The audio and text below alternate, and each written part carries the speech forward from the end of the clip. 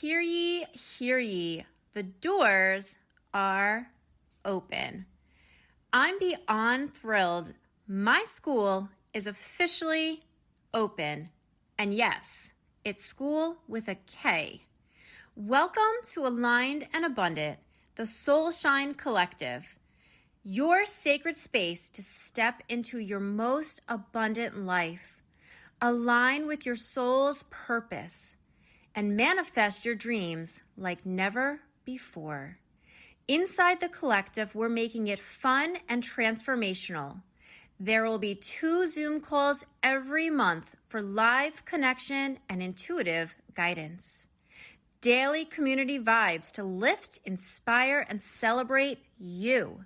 Manifestation, growth, and aligned action every step of the way. I cannot wait to grow, manifest, and go on this journey with you. Details to join are in the show notes and on my socials. Woo woo!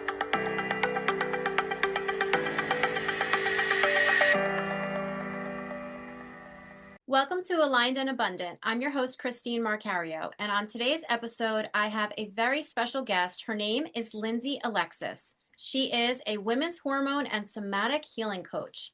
She guides high-functioning women toward reconnecting to their bodies, regulating their nervous systems, and restoring energy and hormonal harmony through a science meets soul approach that honors your capacity and pace. And if you're wondering, when I first met Lindsey, I immediately felt drawn to her energy, and I know we're going to have such an amazing conversation today, and I'm sure I'm going to learn some cool things along the way because, let's face it, I don't always take the best care of my body, and I'm always eager and willing to learn from women who have the knowledge and the expertise and the background. So I'm so excited to have you on my show today. Welcome, Lindsey. Hi, thanks for having me. I'm excited.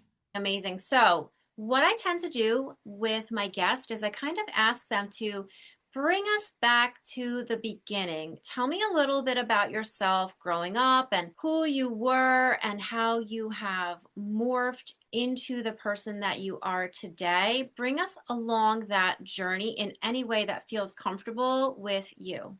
Sounds good. So it all kind of started early on in childhood years. It was really growing up like in a small town. You either fit in or you didn't. And so there was certain, I guess, standards or expectations around what fitting in actually looked like. So I grew up in a coastal beachy type town. And if you wore certain clothing, you were part of the in crowd. If you went to certain events or parties and stuff, then you were part of that in crowd.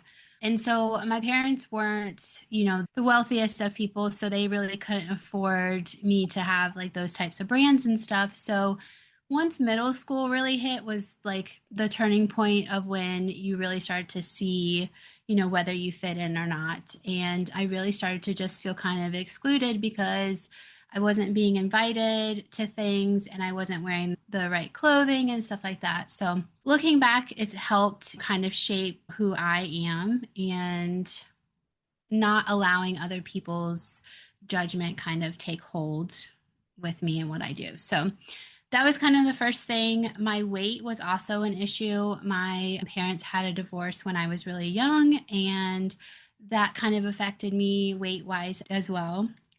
So by the end of middle school, early high school, we ended up moving. My mom and I moved to a different part of the state. And there is when I really just took it upon myself to take hold of my life. And instead of life happening to me, I was in charge of the outcome, basically. So I joined a personal fitness group in high school. So it was like more rigorous than what gym would typically be. Tracked macros, all the things, drink lots of water. But at the same time, I also did it really unhealthily where I would skip breakfast, or I also ended up taking like some of the dietary pills that were popular at the time. And then I really had body dysmorphia because looking back at pictures now, I'm like, oh my gosh, like I was in really good shape.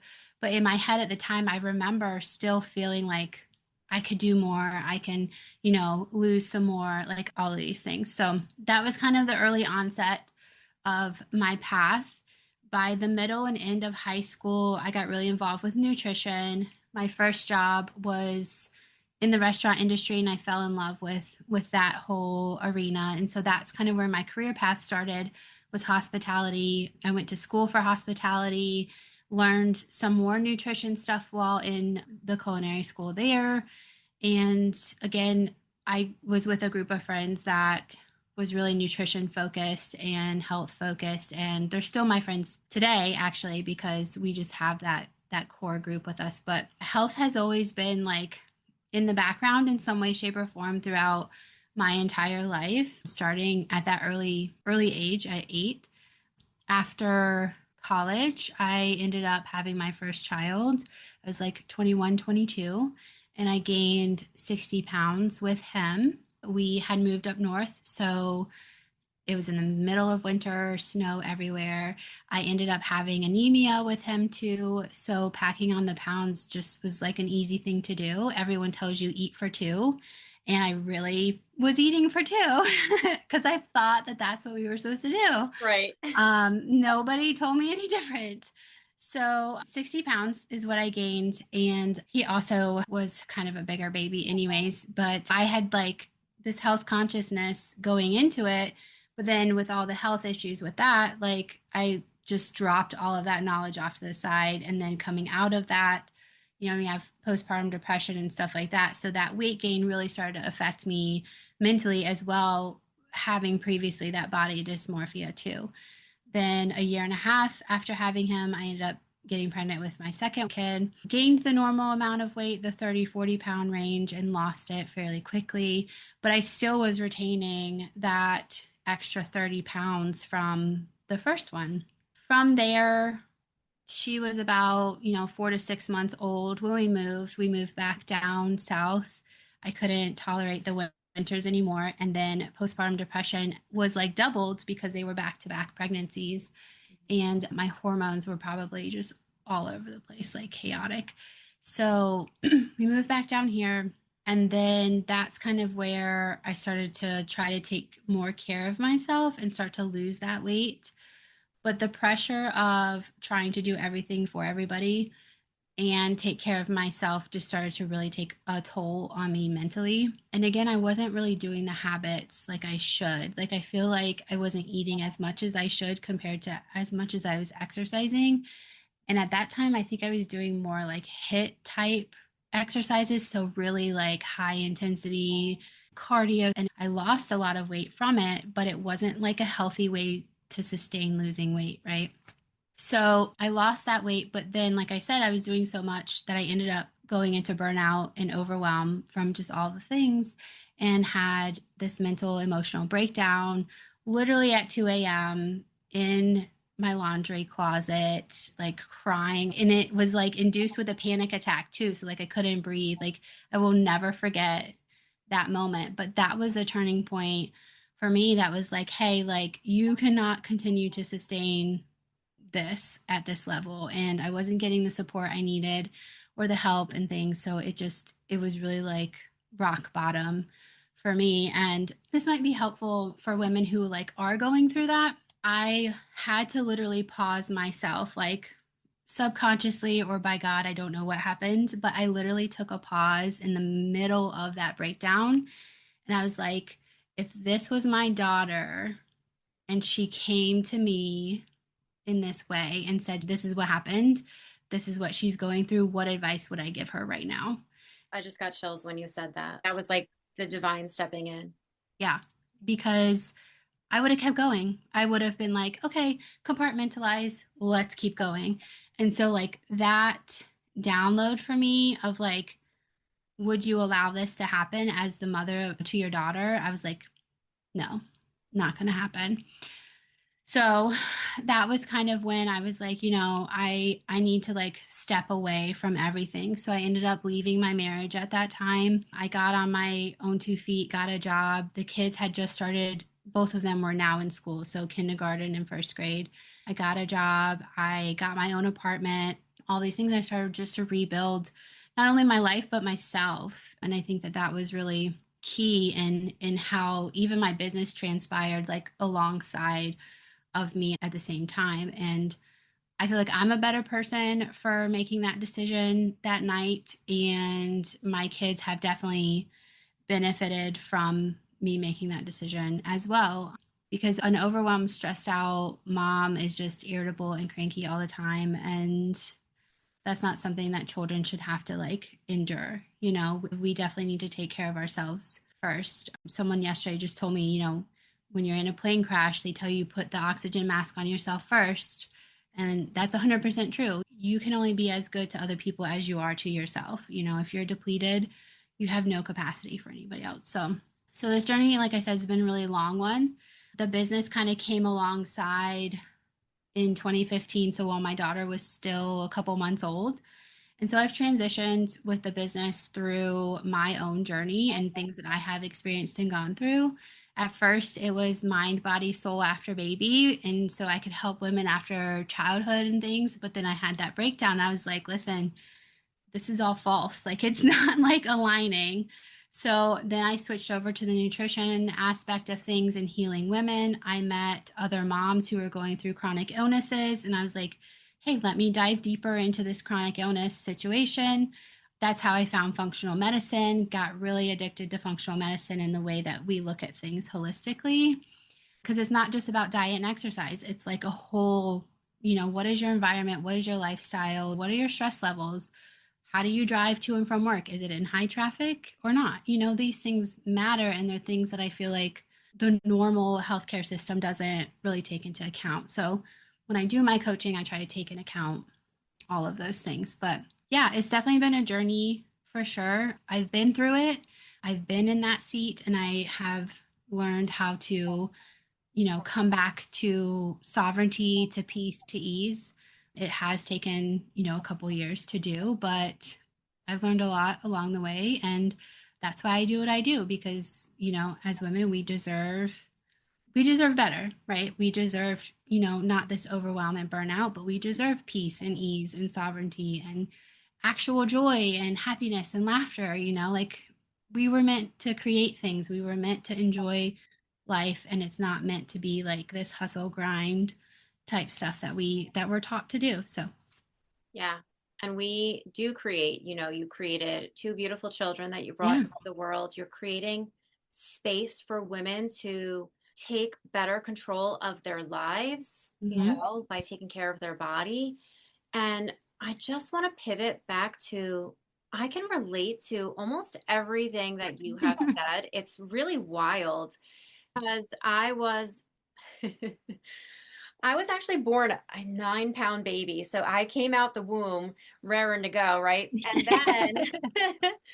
And then I was, quote unquote skinny until about third grade. And so when you're saying that like you went through not feeling like you fit in because of your body, your weight, like that hits home for me because especially in middle school, I was a bigger girl and I wasn't too unhappy when I looked in the mirror, but to compare myself to the other girls and it could get into your head for sure. It Right. definitely got into mine. And also the same, like my parents didn't have the money to afford the name brands, Yeah. like I was just talking to someone this morning actually, and we were reminiscing about like the starter jackets. Oh, yeah. And right. Hmm. And it's like I had like not the one that everyone had. I Yeah. had a lower tier brand, Yeah. and my brother and I would joke that we would get like our knockoff type sneakers from Kmart, which was like a Yes. budget department store, and we would Yeah. call them our Kmart kickers.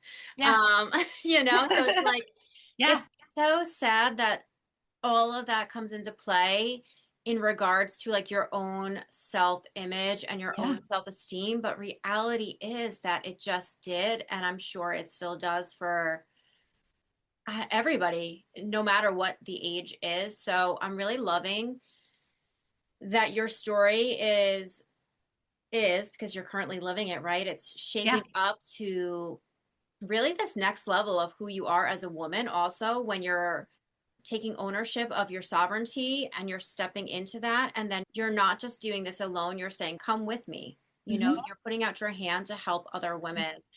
And also, funny thing that we have in common is I too gained 60 pounds for my first pregnancy. Yeah, Yeah. and I didn't think anything was wrong with it. I was just like, well, yeah, I'm eating for two. And then yeah, that was Yep. so hard to lose that weight. Oh It my goodness, was. I It wish I is. never did that. I was too busy Yep. eating oh my God, crimpets. Have you ever had a Oh, crimpet? It's a no. butterscotch crimpet. I was like obsessed with them during my pregnancy, and purple No. Doritos. Like those were my two go-tos. And I'm like, that's so weird. Weird. You That know? is weird. Yeah. Um, but yeah, I love everything that you've shared so far. And it seems like we have to go through it to have the Yeah. knowledge and the experience and the compassion to teach others. And I just want to really just extend the warmest wishes to you as far Yeah. as showing up for yourself, recognizing that a happy mom is much better for her children and for their growth and development. And yeah, divorce can suck for sure, but it can also have so many benefits. Yeah. And it takes courage to do what you did and to recognize that this might not be the best move for all of us as a family to stay together. Yeah. It was definitely a tough situation, but at the same time too, I think I actually lucked out because me and my ex, we co-parent very, very well. I love Like yeah, we will still do things as a family with like no animosity or anything. Like we'll still, celebrate kids' birthdays together. We'll still, try to plan trips for them together and stuff. So, I mean, I really think I lucked out in that department because I know how messy divorces can actually truly be.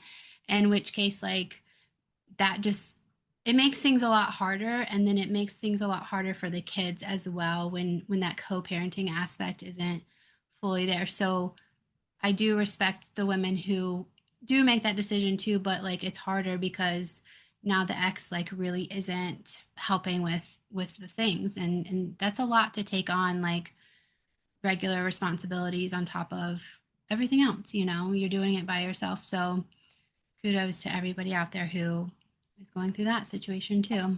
Yeah, well, kudos to you to be a good co-parent. I remember reading an article and Mhm. the gist was, yes, to be like superstar co-parents. You know what I mean? Like Yeah. where both new couples go out and they do family things. And that was my goal when I was getting a divorce. But Yeah. unfortunately, my ex was not down for that vision. So we started off with doing some things together. And then eventually we came to one birthday party in particular that I just left, and I just knew that it was time to start not doing things Yeah. together. And we co-parent pretty well for the most part, but we don't do things together anymore. Yeah. So, Yeah. so that is And amazing. Kudos to yeah. you for that. I love that. Yeah. And I think again, like you just said, like you knew at that moment, like this wasn't the thing. And as women, we have that intuition. And that's kind of why I also do what I do, is because we have to relearn what that intuition is. And going from this disconnect to this reconnect is really like the core of my business and what I do, so that you can have those skills to say, okay, yeah, my body is telling me this, my intuition is telling me this doesn't feel right in my gut. Because every time we do something that it feels off, even just slightly off, that's a self abandonment moment that we're doing. And those build over time, and trust starts falling away, and your whole path kind of shifts in not necessarily a wrong direction, but out of alignment from who your potential could be, or what your purpose is, or your higher self, right? So good thing you knew that. Yeah, definitely. Emotions, I think, definitely give us big clues as to when it's time to make a change for Yeah. sure. Tell me a little bit about the work that you are currently doing, what type of person you work with, and what you walk them through. I'd love to hear a little bit more about your journey and your work. Yeah. So I try to focus on the high functioning woman because that's who I used to be. And it still shows up every so often. So I have to like re-regulate. But high functioning women, typically, I don't really like to put like an age range on it, but typically like mid 30-ish up until mid 40s. So we're like pre-transitioning into like the perimenopausal type stage. So we have a lot of things going on hormonally. Lots of moms in this age era too. So another hormonal type shift. Like we go through so many hormonal shifts as a woman just in general, but I feel like these are the pivoting points between our adolescent self and like our more mature self. So that's kind of the age range that I like to deal with. And like I said, we go from you being like overwhelmed, burnout, trying to do all the things, even all the healthy things. There's a lot of women who, are getting the protein, are doing the exercises, are doing the supplements, are doing the meditations, and they're just not seeing those results. And I have come to find that 9 times out of 10, if that is the case, it has to do with nervous system work because your body just isn't feeling safe enough to accept all of the things that you are doing. So you are doing the correct things, but your body just is like, I'm in fight or flight. Like, I can't right now. Like I am freaking out, even though mentally you might not be freaking out, but your body has become so accustomed to a plethora of things that like it's just not receiving. So that too was also another key point in my journey was recognizing, hey, I have this background, I'm doing all of these things. Like, why do I still feel this way? Why are these symptoms still showing up? And it was because I was still being like strung out in fight or flight mode and I needed to calm my nervous system down. So that's where the somatic piece comes in, is because it's not just hormonal things that we need to look at, it's actually integrating them so that your body accepts it. So that's where the somatic aspect of what I do comes in. And we go through, like I said, the whole lifestyle, like functional medicine type model where we're not just looking physically at you. Like, I'm not going to say, oh, you need to eat this and you need to exercise this. Like, we're looking at what is your stress? What's your sleep like? What is, mindfulness like for you? If we have to, we'll go through chakras together. We'll go through like the whole spiritual component of stuff too. So it's laid out in a 90-day program. I just turned it into more of like a course where you kind of do the teaching on your own. So like I have pre-recorded videos, slideshows and stuff. And you kind of walk through those throughout the weeks. And then every phone call that we have together personally, I get to spend more time with you one-on-one, like answering your questions or helping you integrate things instead of having to also teach you the things. So prior to now, it was like we'll get on a phone call, we'll, talk about why we're doing this, what we're doing in this. So it takes that component out where you're learning this stuff outside of our phone call. So I get to spend more intimate time with you. So I like this new model a lot better as well. So that's kind of what we do. I like to tell women like the first 2 weeks of doing this program, you're probably already going to still like feel your energy like come up from here, even though, we're not going to solve all your problems in like 2 to 4 weeks. You will start seeing those shifts in those first couple of weeks. Yeah, I think it takes time for your body to up and to acclimate. And then I want to also go into how important is sleep? Because I heard you say sleep. And Yeah. I know myself because I was a school teacher for 19 years and I usually took the summers off. And so last summer, I really like my husband was such a blessing. I got to really sleep in and I realized that it made a huge difference in my energy. Oh, yeah. So I actually have an autoimmune disease. I have Sjogren's and it can Okay. make me feel tired. So my rheumatologist was like, your energy has improved so much. And I was like, well, I'm getting sleep. And so he was like, how can you put that into your, when I was teaching, he's like, how can you, I'm like, it's just not possible. It's just not possible. I'd have to go to bed at like 7 o'clock at night. You know what Yeah. I mean? So Yeah. tell me more about the benefits of sleep and how important it is from a functional medicine perspective. Yeah. So we talk about starting your day out, right? But really it kind of starts at night. So I have a freebie for the morning rituals, but tied to that is also an evening routine. And so what ends up happening is overnight, and this is something that I suffered with too. So I'll go ahead and tell my story too, is my kids were staying with my ex during the week overnight, and then he would drop them off before he went to work in the morning.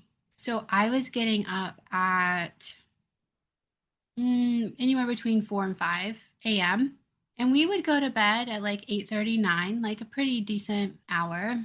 And for the longest time, every time that I woke up, my allergies would kick in like massively. And I was like, what the heck is going on? Like, it was dead of winter. And I was like, there's literally no pollen outside. So, like, it can't be that, I was like, maybe it's just the dust in the house or something. Like, I just chalked it up to whatever. So it was so consistent that I was like, there's just gotta be something here.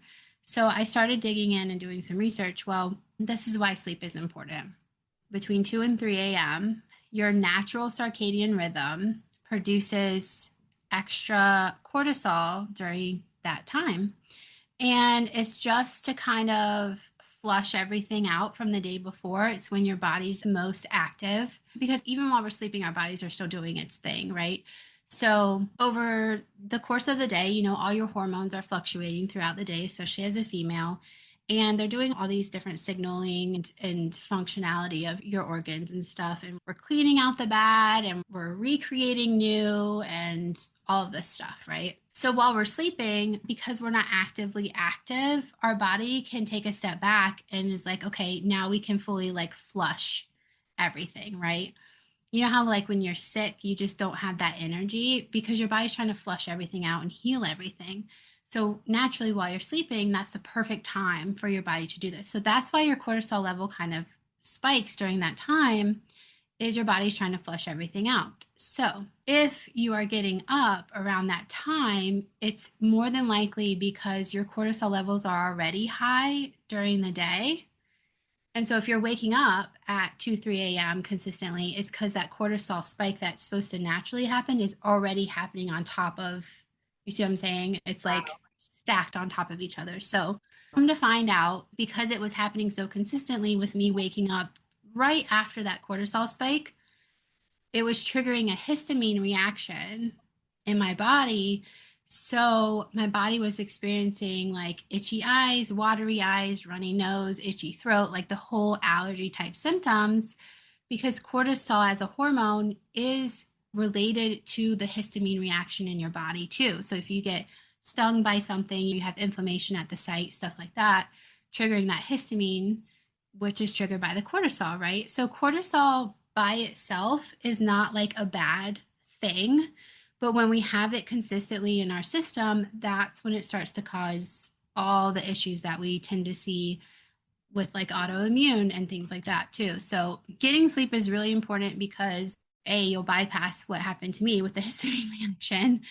But getting sleep allows your body to do its job more effectively and efficiently, so that the next morning when you do wake up, you're literally starting on a much fresher start than you having this cortisol level already at high levels. And now you're just trying to continue to do more on top of that, which is going to cause more cortisol. So, like I said, I have this whole thing that you can download for an evening routine. It talks about proper sleep, the blue screens and stuff like before bed, not having your phone out like 30 minutes before bed. And everybody's sleep time too varies. For me personally, I would say mine's anywhere from 8 to 9 hours that I need, and I know that.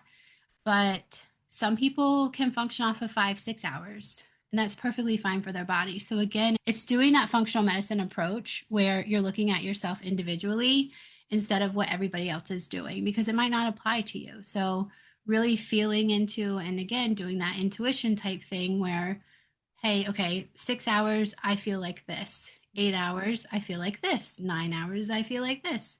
There's no shame on either end of those when it comes to sleep time. I just learned a whole bunch from you. It's crazy that this should be so well known because it's so important. And so it's almost like taking a gamble with your health when you're not putting your body to the rest that it needs. Yeah. It's Yeah. like plugging your cell phone in for 10 minutes and saying, all right, it's good enough. Do you know Yep. what I mean? Like you really just opened my eyes to Yeah.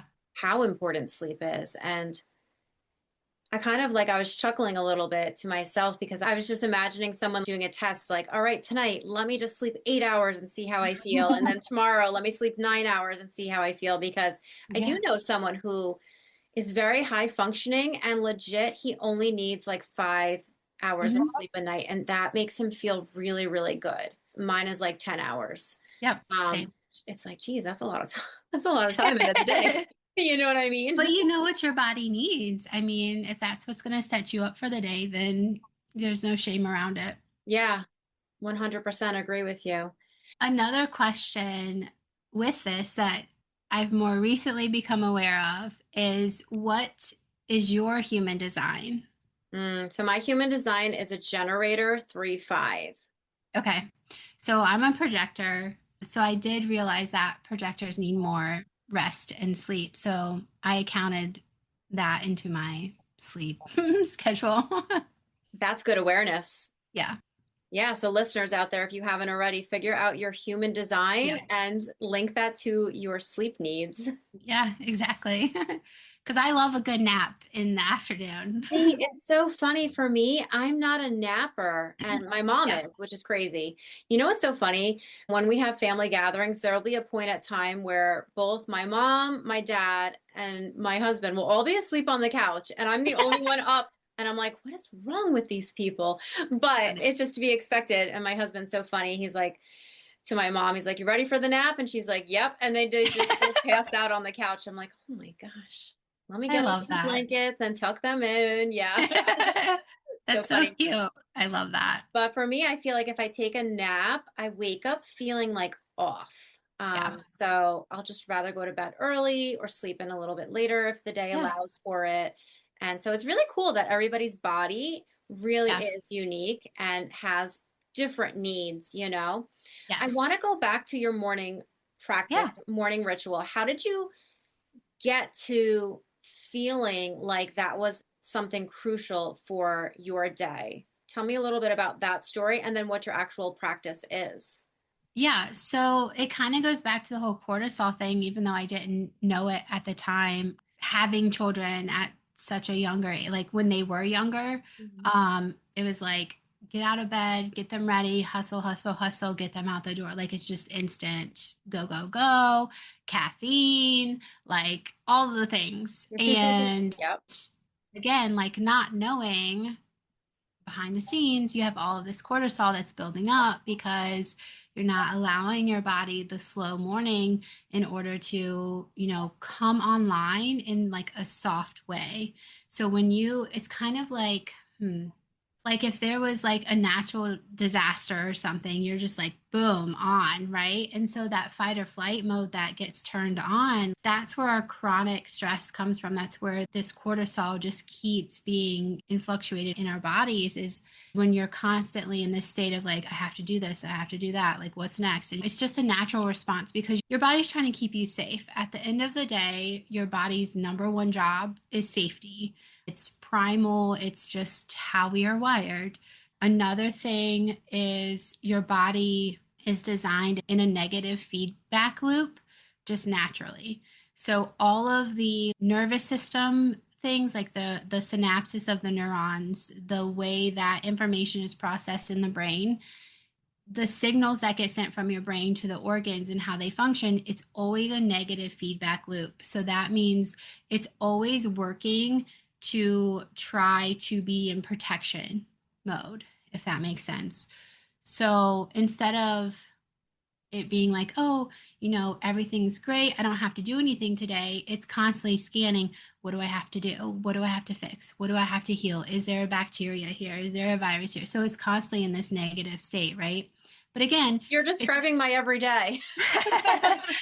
again, it's just like to keep us safe, it's just to keep us safe. And back in the day, like that was very critical for survival. And if you want to get really primal about it, our number one goal in life is reproduction. So how do my genes pass on? Surviving. If I don't survive, my genes don't pass on. So all of these things come into play. It's very primal. So again, starting your day out is crucial, because if you're starting out on a higher note where you're busy like this, again, that cortisol is going to just continue to pump into your system. And then that ends up causing inflammation. Chronic inflammation ends up causing autoimmune disease. It ends up causing adrenal fatigue. Something that I tell all the women that I come across is adrenal fatigue has zero symptoms. You will not know if you're in adrenal fatigue or not. 9 times out of 10, the only way women know is when they end up in the hospital. And you'll end up in the hospital on machines in order to get your adrenals back in check. It's a very severe, instance. So I always encourage women, like, go get your hormones checked, because if your cortisol levels are high, now here's another thing too. My sister just got blood work done a few months ago, and they checked her cortisol levels. The issue is they did a blood sample for her cortisol levels. Well, your cortisol levels fluctuate throughout the day. Mm-hmm. So how is a 1-point test going to actually show where your cortisol levels are? It's not. What you're supposed to get is, you can even do it like a saliva swab, like 4 or 5 times a day. You do it at different intervals throughout the day. And then you send that into the lab. And that gives you a much better idea of what your cortisol levels actually are, so that if I have high cortisol levels, I really need to start honing in on what my stress levels are, where it's coming from, and fix that. So kind of that frustration with the healthcare system as to, we can do better, but we don't. So cortisol levels are huge. So going in and testing for that is huge. So going back again to the morning rituals, by allowing yourself a slower morning and doing these steps that I have in my guide, it'll help set your body up for regular regulation, where you're in that safety, that nervous system safety, and out of the fight or flight. You lower your cortisol levels, and you actually end up having more energy throughout the day, because you aren't jumping out of bed like a fire just happened. So each day of my guide, I did it in such a way where we habit stack. So one for one day, another one you stack for the next day. So if there's any time in the 7 days where, like, you were having a really hard time like integrating, you can just continue to try to integrate before moving on to the next step. So it might not take you 7 days, it might take you 10 or 12 days, but always have that grace with yourself. Don't do more than what your capacity actually is. So that's how I have this set up. But the very first one, if you could only do one, the one that I recommend is electrolytes in the morning. First thing when you get out of bed, have electrolytes already ready in your water. And all you need is like 6 to 8 ounces of water, and you're good. Do not hit your system with coffee and caffeine first. It's going to jack your cortisol levels up way through the roof. It's going to jack your blood sugar stability way through the roof, and it causes that 3 p.m. crash later in the day. And then what you're going to do when that happens is you're going to go for more caffeine, and it's going to stimulate your cortisol again. You're describing my life. You are describing my life to a T. Yes. Yeah. And so you're just continually like hitting the button, right? You're like, let's go, let's go, let's go. And then we wonder why we end up in burnout, because we are continuing to push ourselves when our bodies are trying to slow down. Oh my gosh, I'm taking so much away from this conversation. You have no idea. Okay. Thank you That's much. Good. So a caveat to the electrolytes though. So within the past few weeks, it has been brought to my attention that there are electrolytes where people are actually having toxicity, specifically around vitamin B. And the reason that is because most of the electrolytes that are out on the market are for post hydration from working out. Mm-hmm. Okay. So I recommend using Ultima electrolytes. They are specific to daily hydration. They don't have any B in it. So what this is mainly is just potassium, sodium, magnesium, and they come in a variety of flavors. There's 0 sugar, there's no artificial flavoring, no artificial colors, and I and my kids love them to death. All the other ones that you see, they either have a bunch of sugar in them, they're high in carbs, they have fake sugars in them, food coloring, like all these different things that have negative effects to your body. So we discovered these because my son has type 2 diabetes. And so being aware of what has sugars and carbs in it is really crucial to us. Oh, sorry, he has type 1, not type 2. So, yeah, so we found Ultima, and that's the only one that I'll recommend to everybody is Ultima too. So, number one, hydration, lowers your cortisol levels, keeps your blood sugar stable, all the things. And like I said, it only takes 6 to 8 ounces. You don't have to go chug an entire thing worth. I do recommend water throughout the day, obviously, but in the morning, 6 to 8 ounces is fine. And then we move on to the next step, which will be day 2, and that's going to be gentle movement. It could be yoga, it could be stretching, it could be anything. Again, another 10 minutes. That's it. Like it doesn't take that long to do, but stretching is going to help move the lymphatic drainage that's also been occurring overnight as well. So it also enhances blood circulation, really gets things going, and it doesn't take much. 5 to 10 minutes is not that long. It also will help with the nervous system and like not triggering that fight or flight mode. You're starting slow and your body can come online in a more natural, easy type way. The next one for day 3 that you'll stack on top of that is blood sugar stability. This one's really crucial too because we tend to go for more higher carb items in the morning, especially the American diet type diets. And what it's going to do is balancing your blood sugar out in the morning. It's going to stop that 2-3 p.m. crash in the afternoon. You're going to have better energy. Your mood is going to improve. Your hormones will balance out naturally. So, actually, in my guide, I have a few breakfast ideas for you to try if you want that'll help with the stability.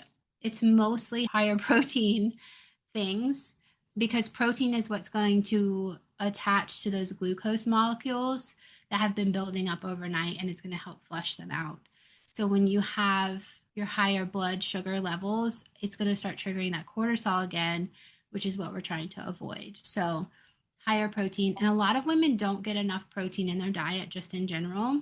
I typically recommend anywhere from 30 to 40 grams of protein in the morning to get you started off on the right track. And then that's also going to prevent snacking.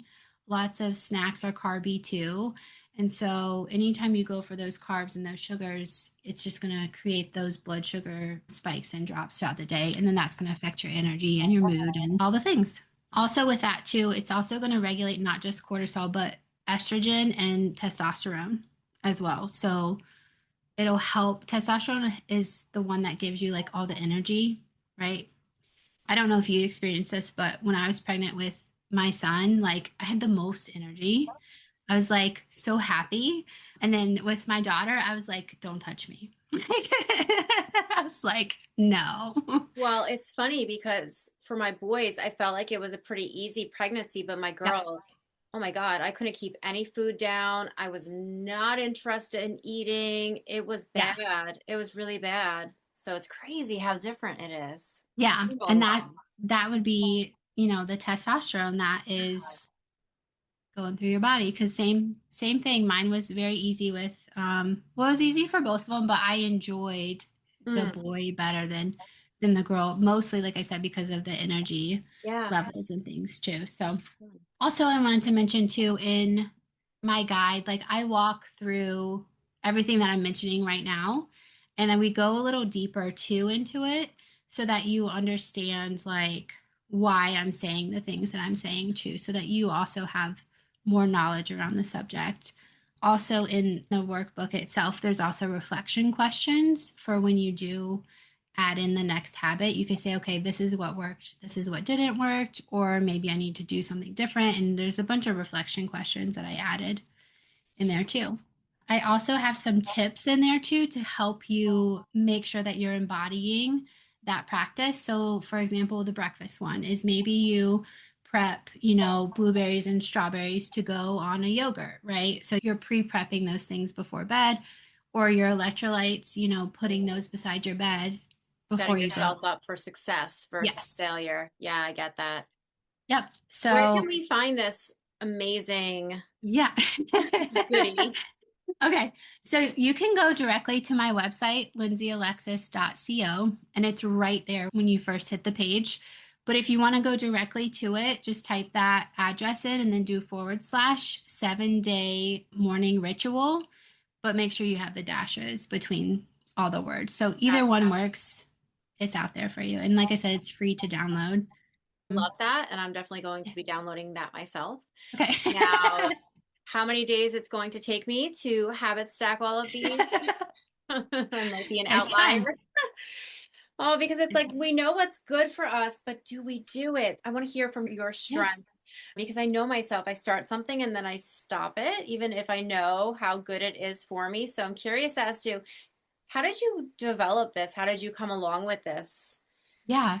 Well, I think it was more like trial and error at first. We always learn through like the obstacles that we go through. So it didn't happen as neatly as the PDF lays it out. Of course, right? If only my life was that easy. Exactly. So, like, the electrolyte component came maybe like a year and a half ago, whereas like the protein one came maybe 2.5, 3 years ago, right? So, it was just me realizing how I felt by doing all these things and then doing them consistently one at a time, like what that result over time actually was. Another thing was recommending it to my family and then seeing the women in my family start seeing these shifts happen as well. And I was like, okay, so it's not just me, it also works for everybody else as well. Because that's one thing, going back to the functional medicine thing, is I don't want to give people like blanket statements where it's like, oh, do this and it'll work. I try to only suggest things that actually will work for multiple people, but I don't want you to get hung up on these things because it is a more individualized approach when Mm. it comes to health, because not everything is going to work for everybody. So, And that's why it's important to hire someone like yourself, a hormonal health coach who yeah, has the knowledge, the expertise, and can really tailor it for you, your body, and your needs. yeah, exactly. That's Yeah, and amazing that's because that's something too that we go through in the program is so like there is general knowledge among each week, but we go through it more in depth for you personally and then tweak the system. And if there's anything that's not working after like a week or two of trying it, we will shift it and we will try something different. So just because I say something that you should do in the beginning doesn't mean that that's what your forever thing is going to be. well, I have learned so much from you. Honestly, I am going to, like, I'm serious. I'm going to be downloading that morning ritual Yeah. and I will be in touch with you and let you know how that goes. Okay. You're going to be like, Christine. I love that. So tell me a little bit about your 6 week cohort that you are about to welcome women into. You work mostly with women. Okay, so tell me Yes. more. Yeah. So, like I mentioned earlier, I just switched this coaching program of mine to be more course like, and then we do the coaching calls instead of it all in the coaching calls. So, because I did that switch, we're starting on a clean slate. Before it was just like you can come in whenever you want and we'll work together. But now I'm going to start doing cohorts with this. So the brand new cohort that I'm doing now is in perfect time for spring when things are new and we're trying new things. And it's actually the Lunar New Year too. So I know you talk about that too. So I'm excited that this is the time that we're starting this new methodology of the program. So April 7th, which is a Tuesday, is when I'm going to open the doors for it. And then we're going to close the doors on the 13th, which is a Sunday. It's 90 days, it's 6 weeks, and I have payment plans, pay in full plans, whatever you need. We meet bi-weekly, but each week there is a different module that will come out. There is homework that you submit with each module that kind of gauges like where you're at. And then those are things that we talk about. Another cool feature And why I did this way was we have a community that we can build inside. So we don't have to jump off to like Facebook and stuff like that. It's literally actually on the platform itself. There's also text messaging that's been available, which is another cool aspect of this I'm excited for. And then everything that you submit homework wise and the Zoom calls that we do together one on one all gets automatically sent to you in your client portal. So you don't have to take notes. Like you can just review the transcript, you can review the video, whatever it is, your notes, any notes that I add to it, it all goes into your own personal client portal. Like it's all collectively right there. And I'm so excited. It sounds so good, and I agree with you. It's perfect timing. If you are hearing this message and this is piquing your interest, I would definitely recommend going over to Lindsey's website. I'm going to drop all of the links in the show notes. And Lindsey, if you were to leave the audience with any last parting words, what would they be? Even though you have already shared so much, is there anything more that you would like to leave the listeners with? Yes. So, all in all, we mentioned we go through similar journeys together. They're together, but they're apart, right? So, like, we can come together and we can discuss them, but a lot of us don't have that opportunity. So, what I want to leave the audience with is to just know that you're not broken. There's nothing wrong with you. You're just in a phase of disconnect, and it's not on you to carry that feeling. We are just taught that, right? We're taught to shrink ourselves. We're taught to do what's right and to please other people and take on and say yes to so many things. And our bodies respond to that, unfortunately. And I just feel like a lot of women ask the question, well, what's wrong with me? And there's really nothing wrong with you, you know? And that's why I think having these podcasts like this, I think having groups of women come together and actually be vulnerable and honest and really intimate helps with healing the collective at large.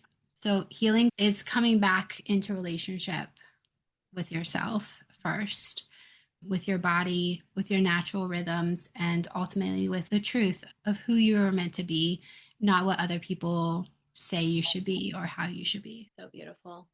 And it's such a great reminder. And I feel like everyone needs to hear that message. Yeah. Yeah. Thank you so much. This was such a Yes. beautiful conversation. And I am so thankful that you were able to come on today and share all of your knowledge, your bright light, and your wisdom. And you were just radiating. So think that you have the trick. I think that you have the method. So I'm super Thank you. excited. Yeah, I'm excited for you too. Oh, thank you.